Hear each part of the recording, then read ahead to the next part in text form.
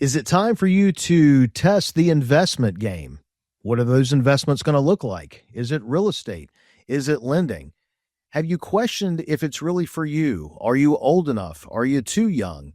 Do you have the money to get started? This could never be for me. If you ask yourself all of these questions, join us on this episode when we sit down with Rodrigo Afanador, who started out just like you, and now he has his own property management company, and he's going to share with you all of the information and the tools that got him from where you are to now where he is. We'll see you then. Welcome, everyone, once again to another episode of the IRA Cafe. So wherever and whenever you are listening to us, we're glad that you could spend some time with us. As always, we're always brewing something up here for you to expand your investment knowledge, learn a little bit from us, and also learn from our guest that we have on today. I'm really excited about the guest that we've brought on. He and I actually go back over a decade. We're going to be joined in just a couple of minutes by Rodrigo Afanador, who is the owner and broker in charge of Vesta Property Management. And we're going to talk a little bit about the really the coincidences of how this entire conversation has come about today. Before we also get started, I also want to mention to everyone, remember that the IRA Cafe is powered by American IRA, which is your one-stop shop for all of your self-directed IRA and solo 401k needs. And oh, by the way, you think you might want to do an IRA-owned LLC or the checkbook IRA inside of that retirement account, well, guess what? We've got you covered on that too. So don't forget to stop over at our website at any point and visit us at AmericanIRA.com for any of your self-directed needs, also for any of the education that you might like. You can also find out information about podcasts like this, webinars that are also coming up, see some of the old ones, and it's more than just the website. You know, if you have got a social media platform, find us on Facebook and like us there. And then also check out our channel on YouTube and subscribe. Well, that takes care of a little bit of the housekeeping duties. So let's go ahead and bring in our guest for today. Again, this is Rodrigo Afanador. He is with Vesta Property Management, where he is the owner and broker in charge. Like I said, Rodrigo and I go back over a decade, and this comes from when I was attending a real estate investor association local meeting in the Asheville, North Carolina area where I was a vendor. And Rodrigo was one of the first folks that I met there. And I want to say at the time, I don't even know, Rodrigo, if it was vice president status yet, but Rodrigo was a former vice president of that association. He is also a former president of that association. And then he has also, he started his own other meetups where he is known as just a master networker. One of the things that you're going to learn today from Rodrigo and our conversation together is this, that today on the cafe and lots of times on the cafe, we make sure that we want to bring the real world in here so that folks can really learn from that. All too often, whether I'm out at a talk, out in public, or just on a regular phone call, people might think that, well, that's other people are doing that. That's really awesome how those people have been successful. Yeah, I'd like to do it, but I just don't, there's no way that I could get this started. I don't know where to start. On and on. You've heard it all, right? Well, so have we. And today, if you are listening, if this is you, if you want to know how you can do your first real estate deal, if you want to learn how you can use your money to be a private money lender to other folks, and if you also want to learn how you can start with a self-directed retirement account and do that and more with your new American IRA account, then you're at the right place. So let's go ahead and bring in Rodrigo. Rodrigo, thank you so much for joining us today. Golly, I know how busy you are. And so to have a little bit of your time today means the world. I'm so happy to be able to call you a colleague, but more so to call you a friend. So welcome, buddy. Hey, Kyle, thanks for having me on. Excited to be here. Yeah, it's been a decade plus. Funny how different chapters have been lived during that time. Most definitely. Most definitely. Marriages, kids, everything else, and always being able to connect on that. Rodrigo reminded me before this started that, ironically enough, he actually found out about me when I was attending as a vendor this real estate association investor meeting. I was there as a representative of a property management company. So this is even before my almost decade here at American IRA. And come to find out, he was actually looking for property management services, of which I was able to take care of him on that. And here we are now. He's all grown up. He's got his own property management company, and learning what I did from what I did day to day and what it's really like. You made it look so easy. I decided to dip my toes into the water. Exactly. Well, we're going to find out how easy that really is probably here in just a little bit. So, Rodrigo, I tell you what, go ahead and just tell the group a little bit about you, where you started from, where you're from, what led you to the Asheville area, and then we'll go from there. Yeah, so I'll give a quick summary, and then if you want me to expand on anything, Kyle, I'm happy to. I was born and raised in Bogota, Colombia, and I ended up growing up there. When I graduated high school, I ended up moving to Canada. I spent a year and a half in Canada, basically one winter, and that was enough for me to decide that I did not want to do a Canadian winter 2 years in a row. So left Canada, ended up down here in the Asheville area after that. I was trying to find a place that had mountains and was relatively warm. And so I got to Asheville in 2009. If you're familiar with Asheville, I lived the real Asheville experience for a couple of years, had a variety of different jobs, walked around barefoot, did some hitchhiking, kind of checked off all the boxes, worked in a kitchen, worked on a river, etc. But got into real estate in 2012 or so, maybe it might have been 13. And it all started off of reading Rich Dad, Poor Dad. And that kind of got that journey started. And during that time, I'd heard one of those radio commercials are like, oh, come and learn real estate, flip money or flip houses with no money, no experience, no credit, etc. 2 hours is all you need. And so I went to like one of those lunches, and they continue to upsell you into like different programs. And I went through a couple iterations of that upsell to like the full Saturday seminar, to the full weekend seminar, to like the half week seminar, and just kept getting involved. And interestingly enough, the most important thing I think that came out of those seminars that kept me in the game was, one, I told everybody I was doing it, and so I kind of felt like I had to come through.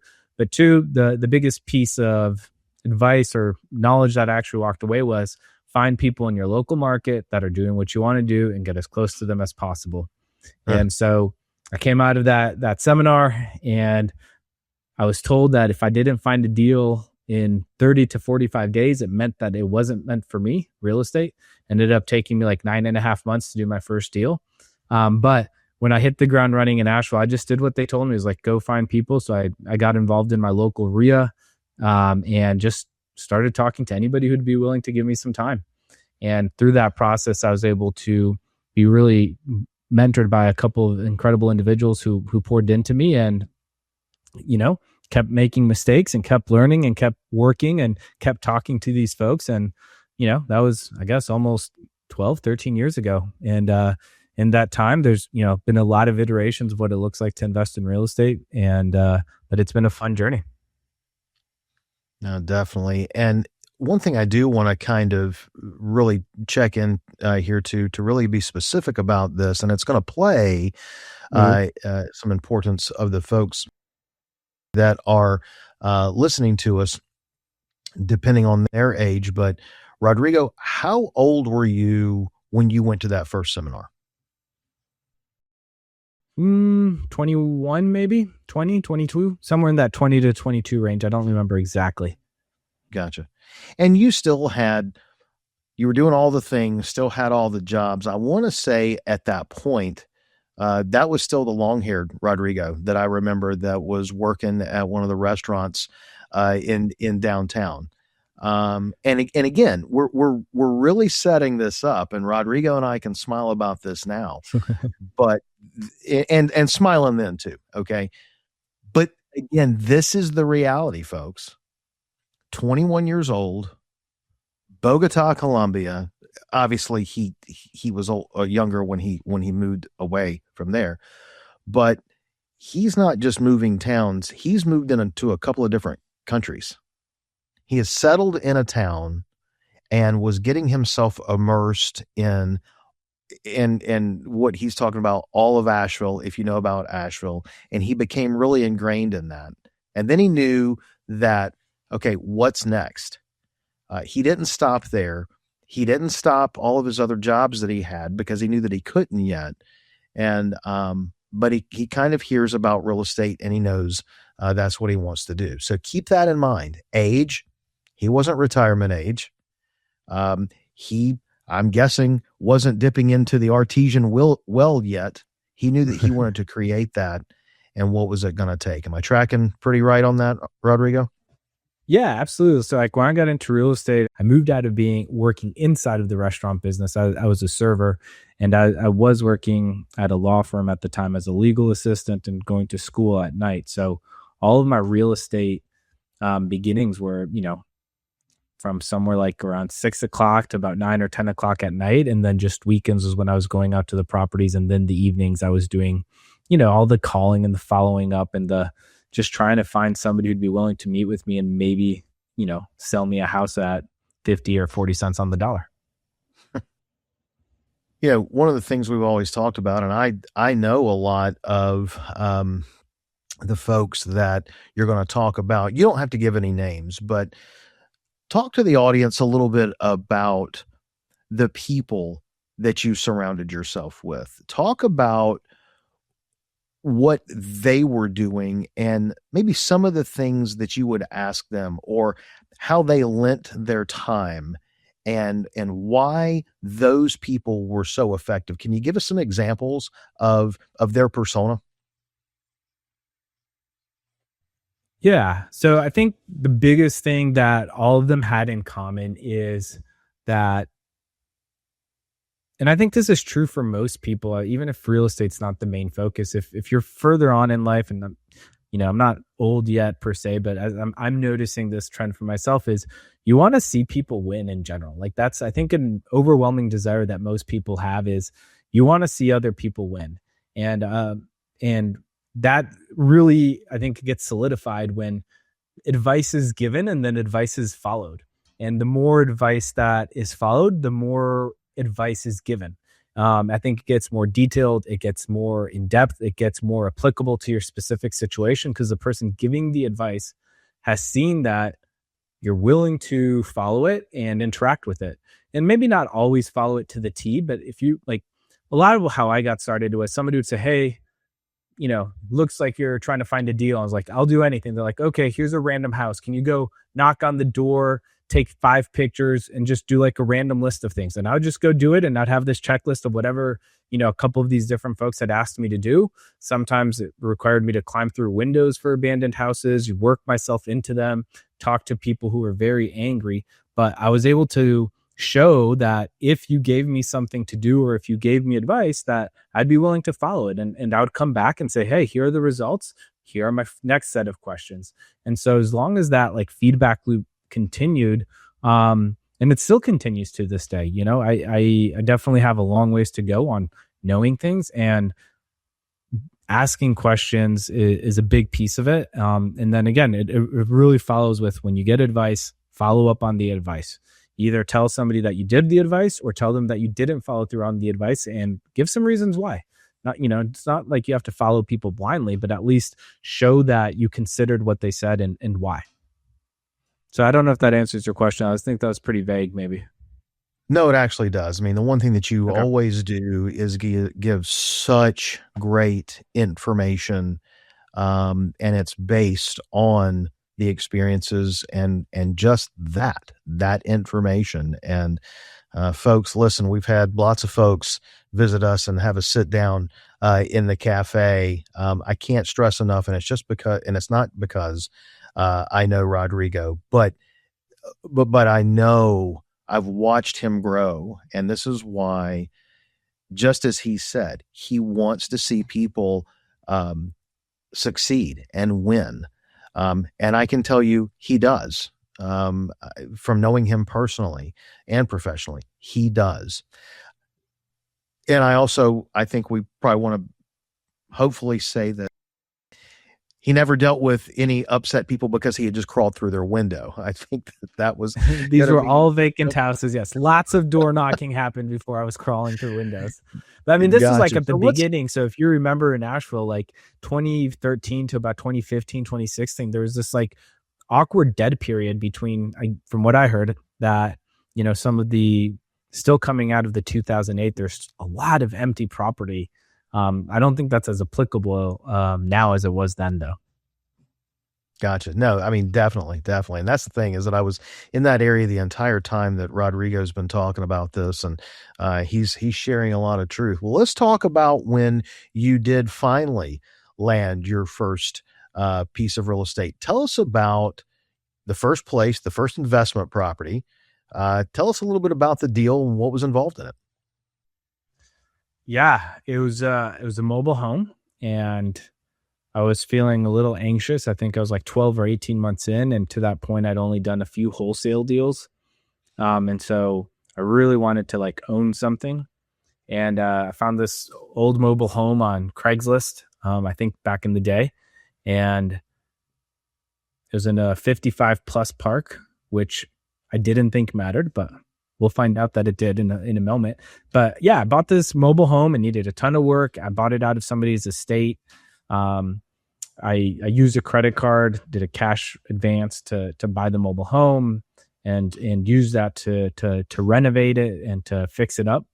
And went through that whole process. There's a couple of surprises that, you know, I've now learned is normal.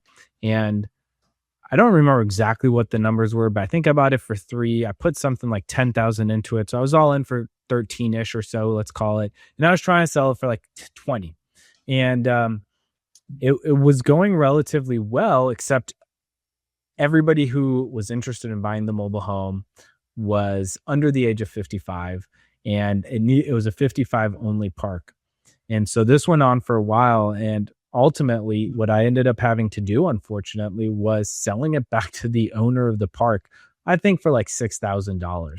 So it was not a good first deal from a financial standpoint.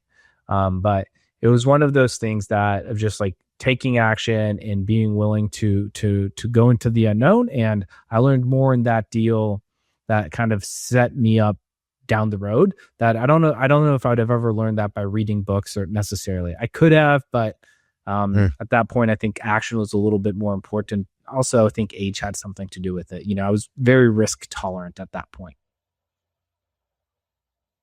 What are some of the, go back and think about, if we dig into that just a little bit, what were some of the things that you learned the most from that?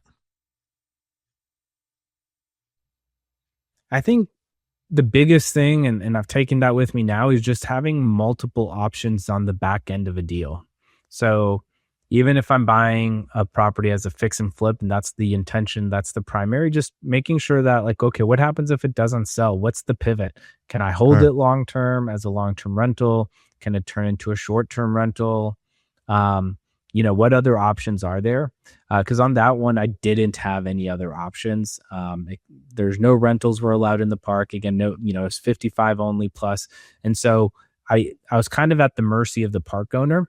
And so even now, you know, I'm very careful about doing deals or owning stuff that have like big HOA restrictions, or in like apartment or condo complexes where there's a lot of third-party variables.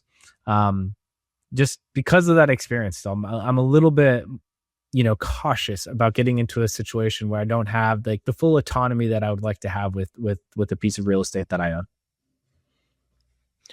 No, good stuff there. And you know what? Here's what we're going to do. We're going to go ahead and balance uh, the thing that may have in your eyes gone poorly, but Mhm. again, it has built your knowledge of the pitfalls, what to watch out for, and so on and so forth. Let's look at one and balance it out with what's a real estate deal. And look, let's do maybe an investment one that has just gone squeaky clean. What's one of your best successes that you've had on that? Like something that's like a long-term hold, or just in Well, general? just what is one of your investment deals, whether it's yours, whether you've helped someone else, what has been probably maybe one of your biggest wins? Yeah, I think I'd go one of two deals. I think one is kind of just really funny, just the way timing works out. But it was a small unit mobile home park, 4 units, and ended up wholesaling it to somebody. And that individual owned it and was working on it. And then like 6 months later, they called me and they're like, "Hey, this is so much work. I have zero interest in doing this. Do you want to buy it from me? I'll owner finance it for you and carry the paper."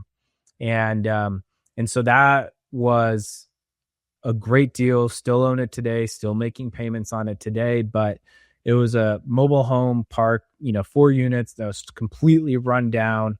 We've had to replace one of the units, 2 of the septic systems over the last, I don't know, maybe 8 years or so that we've owned it. But now it's got 4 mobile homes on it, and our debt service on it is less than $600 a month. And so it took a while for it to build, but it was kind of fun to wholesale it, then to get to buy it, own it as a rental, and then just see what, time on feet, essentially just being in the game over this period of time has taken something that was, very headache heavy, made me question life decisions for a little bit, but then now it's probably one of the best purchases that was ever made. What do you like the most about the investment world? Because I know that it's not just real estate that you have found or that you've been successful in, but you've also been known to be a good private money lender out there, and you've learned a lot about that. Is there one that you like over the other, or really what do you like the most about your investment journey? I think I'll always enjoy real estate more so than lending. And maybe that's just, I like the tangible side of things for sure. Lending has, been mostly a good experience. Definitely no complaints there, but there is something about, I have 2 kids, and this could be like a very like that commercial. It's like, don't become with like your parents. I don't remember which one it is, but I'm like the dad who's like, "Oh, we flipped that. That's a rental we own. I'd help with that deal." Like if we drive around town, I love being able to like have this like visible representation of like work over the years, and it does get like my kids excited. They if they see a house that looks run down, they're like, "Oh, Dad, you should buy that one. We saw an ugly house," and I enjoy that side of it, of just this the tangible piece of it. And I don't, maybe that will change over the years, and lending will be, is more of an appealing piece. But yeah, I think for me, I found real estate to be great. I think I can take the kids along on that journey in a much better way than just like, "Oh, well, here's a promissory note." It's hard to get excitement about just looking at a piece of paper. Oh man, you're so right. Speaking of the journey, let's actually tap into the word for just a second.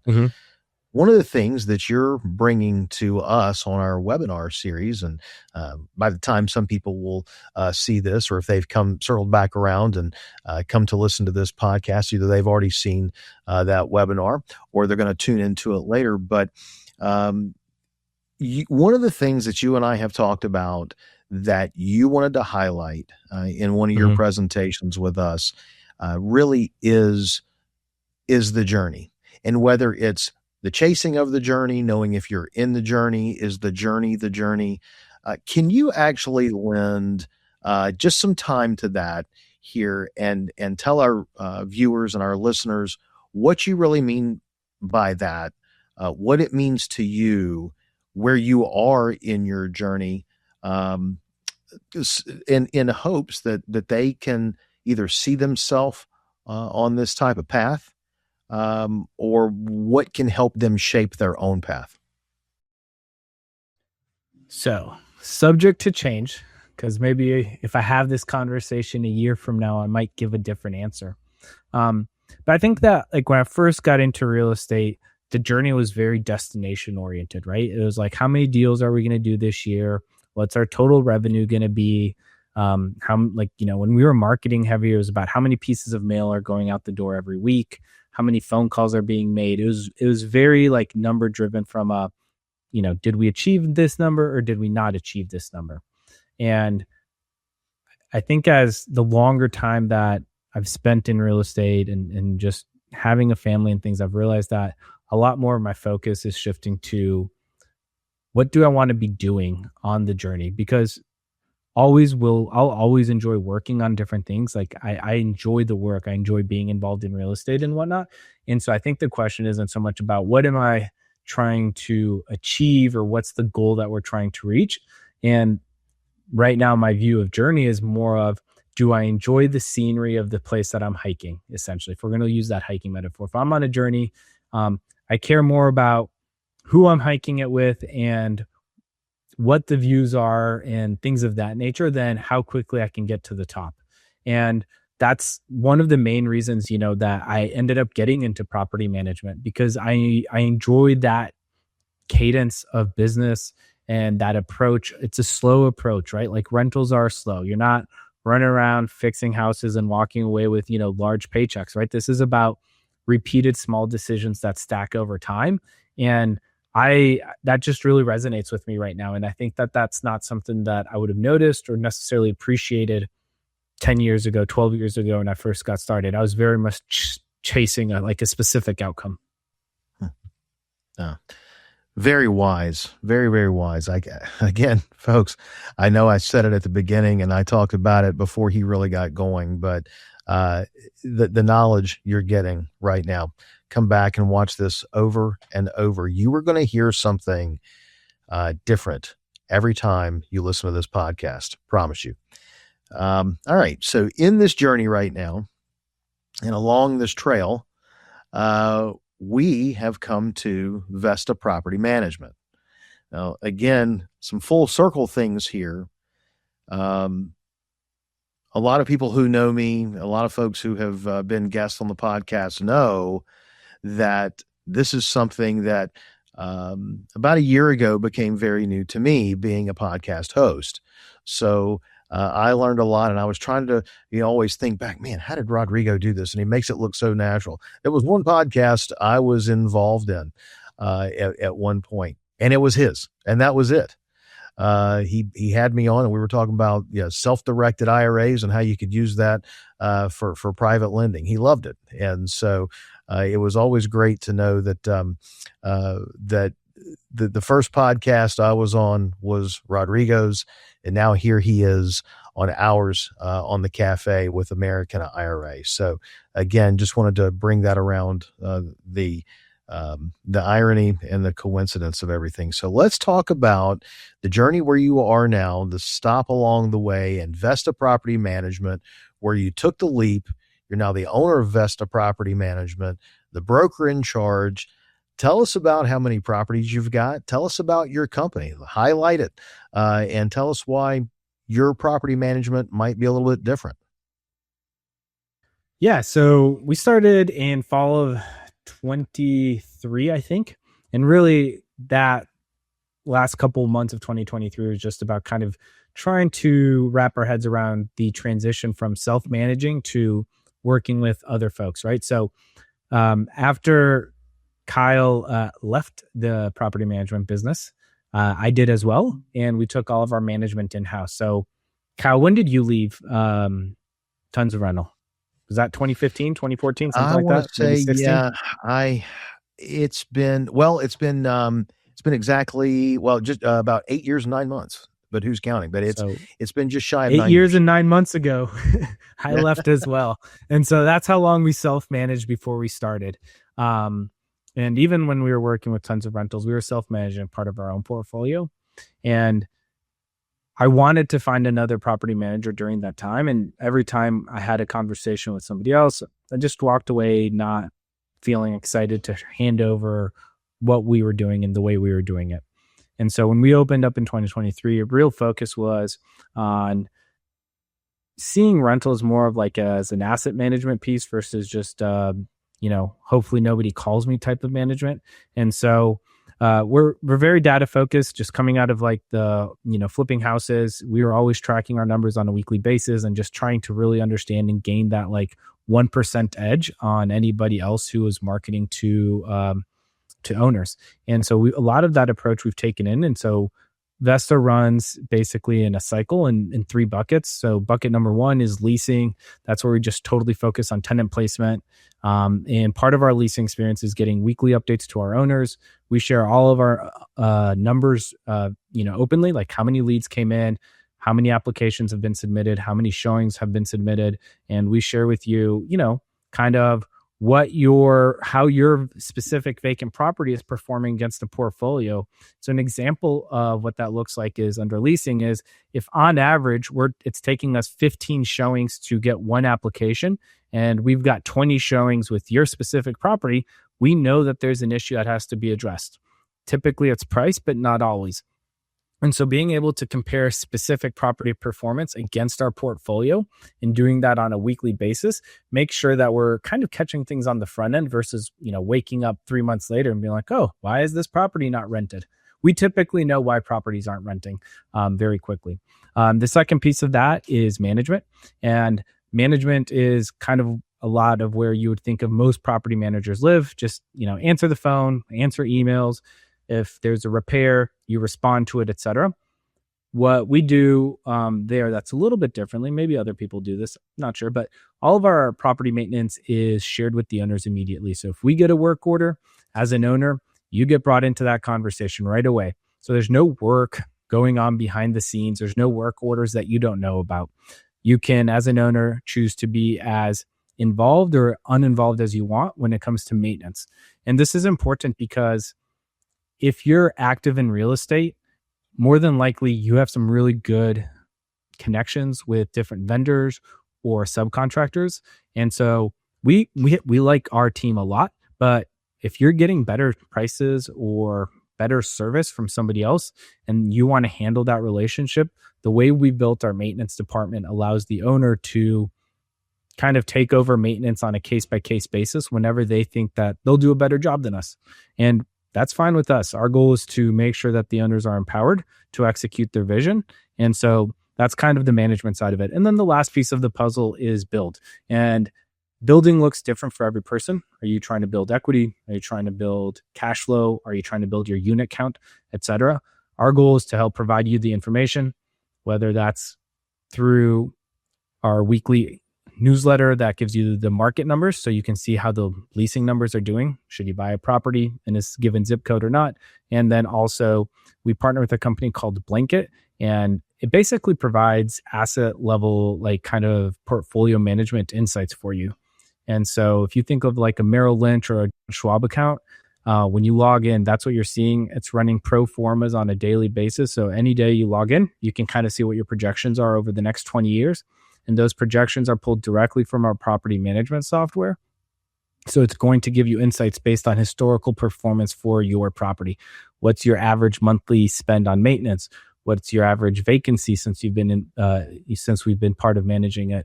What's your average rents, et cetera? So it's real-time data that's updated daily. So 2 a.m, can't sleep, you can go in, take a look, and make decisions as needed. Gotcha. Rodrigo, thank you so much for telling us about your company. And I tell you, as we draw to a close here on another Cafe episode, again, I just want to thank you for coming on, my friend. For other folks who have listened to this out there, again, multifaceted on this program. If you're questioning if it's time for you. And maybe it's not yet. Look, this investment, real estate, property management, it's not for everyone. But if you're waiting and always wanting to see, well, I'll wait till next year, next thing you know, you're going to turn around and 30 years have gone by. And so in Rodrigo's example, start early, find out if it's for you or not. Okay. If you don't think that you have the money to start, you don't always have to have the money there. Do you have money that you didn't know existed? Enter in the self-directed IRA, the old 401k from a previous employer. Do you want to be hands-on? Do you want to be hands-off? All of these things you've learned a little bit about here today. You can also learn more about it at our website.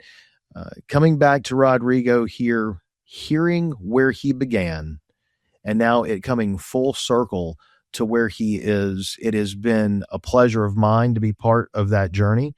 It's been an even bigger pleasure of mine to now share him and his story with all of you. And I think we can all agree that with hearing this today, we're on just another stop of the journey, and we're all looking forward to seeing what the next steps are going to be. So if you're in Asheville, if you're outside of Asheville and you think that you might want to use that self-directed IRA to invest in real estate, and then you know that you need a property manager to take care of it, why not consider Vesta Property Management with Rodrigo, especially since this is somebody who isn't just an owner of a company, but he is an investor himself. And he, as you've heard, he's seen it from really the ground up, and that's who is running the company now. So Rodrigo, buddy, it's been a pleasure. Thank you so much for coming on, and we look forward to the next time. Yeah, thanks, Kyle. Thanks for having me on. Fun to go full circle on who's hosting the podcast. Absolutely. Well, we can't wait to have you back one day and see what those wins are and where you are again on the path. For everyone else here at American IRA, we thank you for visiting with us for a little bit, taking time out of your day or your evening, wherever and whenever you're listening to us. Make sure to always join us again on another episode of the IRA Cafe powered by American IRA. See you next time. American IRA, LLC, a North Carolina LLC, acts as a third-party administrator for New Vision Trust Company, a state-chartered South Dakota trust company. As a neutral self-directed IRA administrator, American IRA does not recommend or endorse any investments, individuals, or entities, including financial representatives, promoters, or companies. American IRA and the IRA Cafe are not responsible for other statements, representations, or agreements, nor do we evaluate the quality or profitability of any investment. American IRA does not endorse guests on the IRA Cafe podcast. Guest opinions are their own and do not necessarily reflect the views of American IRA, its subsidiaries, associates, or custodian. Participation in the podcast is voluntary and no compensation is provided. American IRA is not a fiduciary and cannot offer financial advice. Please consult your CPA or another professional before making financial decisions.